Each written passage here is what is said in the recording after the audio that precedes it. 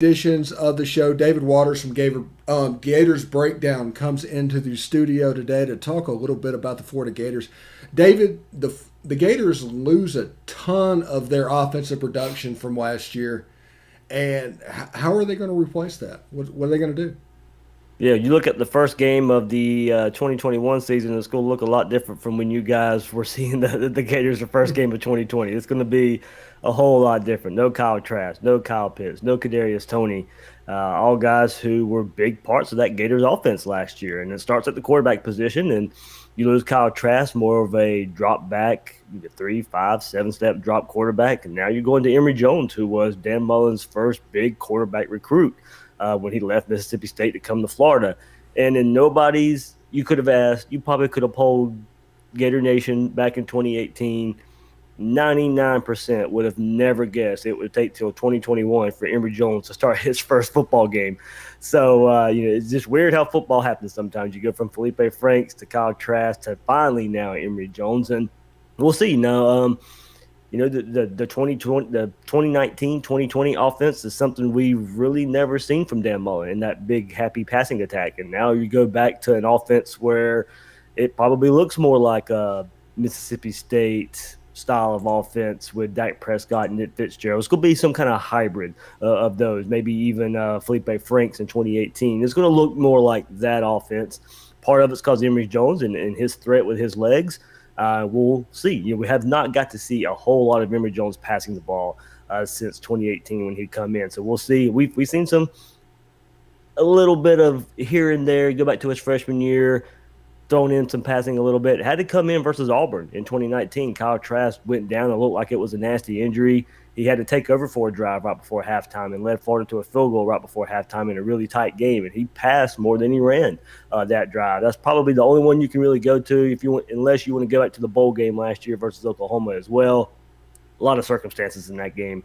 A lot of weapons that were on that offense didn't take part in that game, and all that. So there's two things you could probably go back and look at, but the offense is going to change from what we saw the last couple of years, partly because of Emory Jones and partly because Florida's got 5 running backs that they're going to have to find somehow, some way to split those carries. Going from the 3 guys that were here last year, Damian Pierce, Malik Davis, Naquan Wright, and then you add in Lorenzo Lingard, who got some time a little bit last year, a 5-star transfer from Miami, and then you get in 5-star transfer from Clemson, DeMarcus Bowman. So Florida's going to go 5 deep at running back. You might see a couple of those guys line up at slot receiver in some packages as well for the Gators.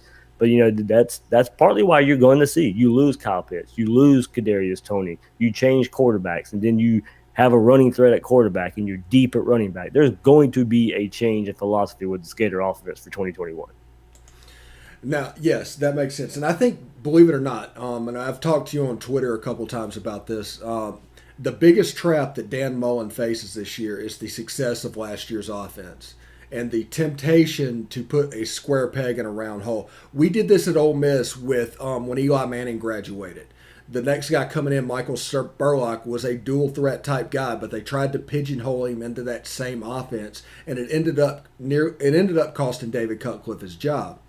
But what other tricks that Dan Mullen has to navigate this season that could be potholes with so many people off of last year's team going away? Yeah, going to your first point there, we very rarely have seen Dan Mullen fall into that. He had Felipe Franks, he catered the offense to Felipe Franks. He had Kyle Trask, he catered the offense. I mean, he completely changed his offense for Kyle Trask. And there was a lot of success with it, as you said, probably the most successful offense he's had. And I have asked myself before, did he like that success so much in 2020 that he'll want to throw the ball more than we've seen him in the past with a dual threat quarterback? And I think we'll see. You got 2 games to figure it out before Alabama comes in week 3. I'm sure spring camp gave you a good indication. I'm sure fall camp's going to give you a good indication of how far Emory Jones has come as a passer, but we know how much all of that stuff changes in game time. So those first couple games are big, I think, and just kind of seeing where Emory Jones is. Yes, Alabama's going to ramp up the difficulty there, but at least see in a game situation where Emory Jones is and throwing the ball. A lot of it's really going to boil down to the offensive line. If Florida is going to transition from a passing attack to a running attack, they've got to get better up front. Florida hasn't been able to run the ball consistently at all for 2 years in a row now.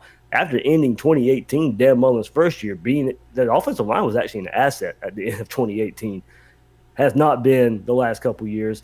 Michael Pirine a couple years ago would bust off a couple runs here and there, but last year, all just struggling in the run game. When they did actually run the ball well last year, Emory Jones was that quarterback. Emory Jones come in, everybody knew in the stadium he was running the ball. Everybody knew that's kind of the play call, and he still averaged almost 7 yards a carry last year when he come in with a struggling offensive line. So now you go back to an offense that maybe even offensive line coach John Hevesy is better prepared to develop players for, and it's more his style as well. So I do think the shift in offense will help a side of the offense that has struggled for the last couple of years.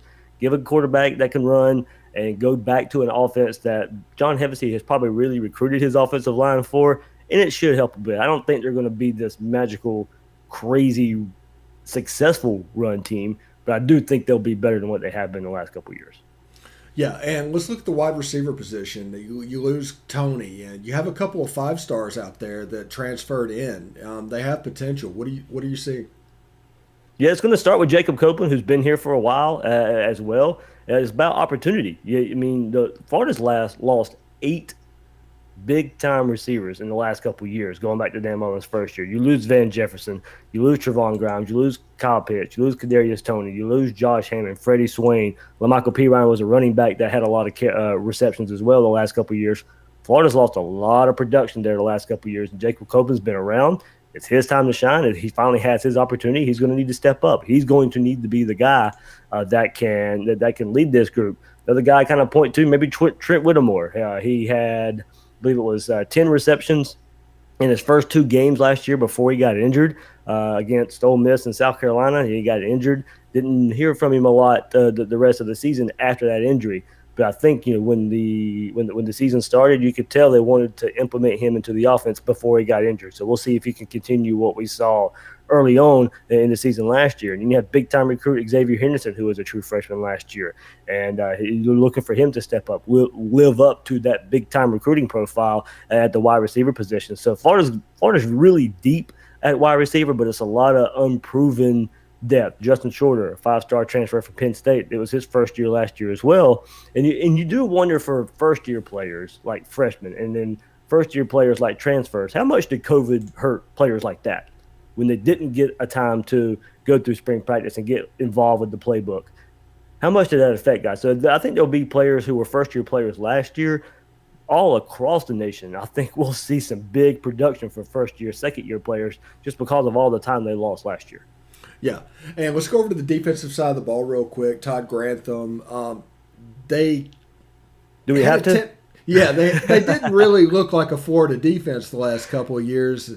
I'm kind of wondering if they're ready to take a step, and who do we need to look at? Yeah, they're not as bad as they showed last year, but that was awful. Never in my wildest imagination did I imagine a Florida defense with the athletes you have on that side of the ball completely just not show up. And it was mystifying. Like, how did it happen? You returned a lot of players for them to look absolutely lost. What was the reasoning for looking absolutely lost? There was plenty of experience. There were some new faces, but there were plenty of experience in that secondary where guys looked lost. They couldn't get lined up. They didn't know where they needed to be when the ball was snapped, and it cost them big plays.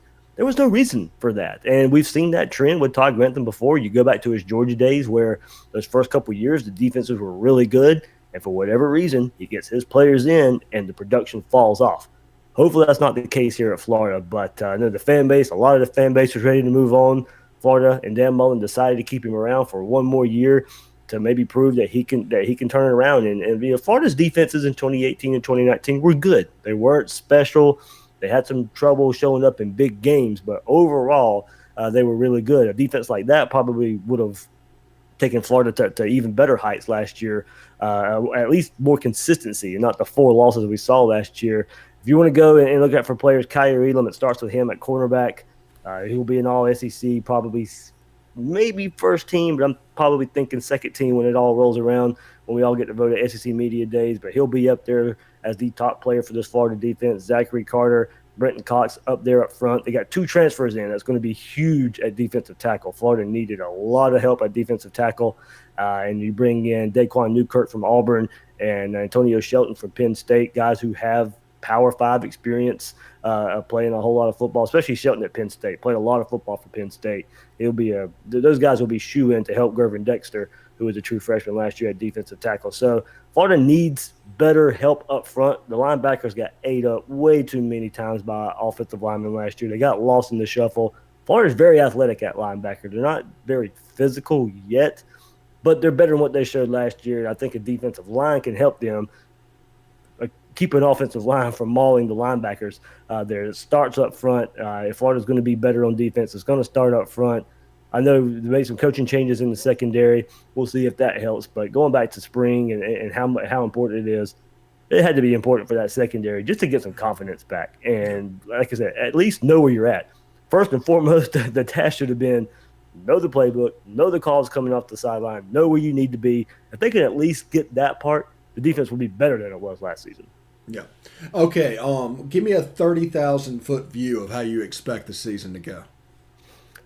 It's going to be different for anybody, for Gator fans, for an Ole Miss fan, for SEC fans. It's going to be different than what we saw last year. It is going to be a whole lot different, and it's going to be a step back. But you still got enough talent overall to compete for the SEC. The schedule lines up pretty well early on in the season. Florida doesn't lead the state of Florida to the fifth game of the season. They have all home games to start with, except for week 2 when they go to Tampa and play USF. And they don't hit the road till week 5 at Kentucky to go out of the state of Florida. So you do have Alabama the third game of the season. A lot's going to be riding on that. What you hope is if you lose that game like many are predicting to begin the season, that it doesn't derail the rest of the season. You guys at Ole Miss know if you're going to catch Alabama, catch them early in the season, and especially now when they're making so many changes on the offensive side of the ball, like Florida. If you're going to catch them early, maybe it's better early in the season if you're going to catch an Alabama team. So it's going to be a step back. That still doesn't mean they can't go represent the East in Atlanta. Georgia should be picked to win the East with everything that they have coming back. But when that game rolls around here midseason in Jacksonville, whether you lose to Alabama or not, that's your only loss. It's going to come down to the game in Jacksonville more than likely for who's going to go win the East and go to Atlanta. So it's going to be a step back, but it doesn't mean Florida can't repeat as SEC East champs. Yeah, and I've been asking everybody about this because it's a genuine question that I have. Do you believe that Kirby Smart will take his thumb off the offense and not overprotect the defense this season? I think so. I think we saw a little bit of hint of it last year as they progressed with JT Daniels. Now, don't get me wrong, the schedule wasn't the best toward when JT Daniels come in. The schedule fell off. They didn't really play all that really good defenses toward the end of the year. He is the better option. That's what they need, somebody like that at quarterback. Does he have a lot of Will Muschamp in him? And Will Muschamp, no matter if it was at Florida, if he was at South Carolina, he could not get out of his own way for what kind of offense he wanted to run, no matter the offensive coordinator that was there. So we'll see what Kirby does. They have to replace a lot on defense. He might see that as, okay, look, might be the perfect opportunity. We lose a lot on defense anyway. This might be my time to let the offense do what it needs to do. And look at the offenses he saw last year. He saw Alabama up close. He saw Florida up close, just dominate his defense in both of those games last year. It probably would be some indication that, look, the offense has to look like that. And maybe I needed to get out of the way to do it. Yeah, you got to get that mentality where you're not a win doesn't need to be 17-10. It's okay if it's 28-21 or 31-24. That's a big hurdle for a defensive coach, and to give Saban credit, it's a move that he made. Right, that's where I was about to go next. If you saw his mentor Saban do it, and it's basically because of what Ole Miss did to him a few years ago in back-to-back games. He was like, "Look, if this is the way college football is going to go, I gotta adapt." And Saban did it. Look, it's a lot easier to adapt when you recruit 5-star after 5-star after 5-star, and those guys are easily adaptable to no matter what style of offense or defense that you want to play. It may take a year or two before that transformation happens, but you're going to have the players to be able to do it. Georgia's recruited at that level the last few years too, so we'll see if they can make that change as well. All right, David Waters, Gators breakdown. You want to pimp a site? You want to talk about what's going on over Uh, there? you can find us on every major podcast platform, YouTube version out there as well. And everybody, yeah, if you want some Gator coverage there, you can find me on Twitter at GatorDave_SEC. All right, thank you very much, David Waters, Gators breakdown, right here coming on for our SEC previews at Positively Ole Miss.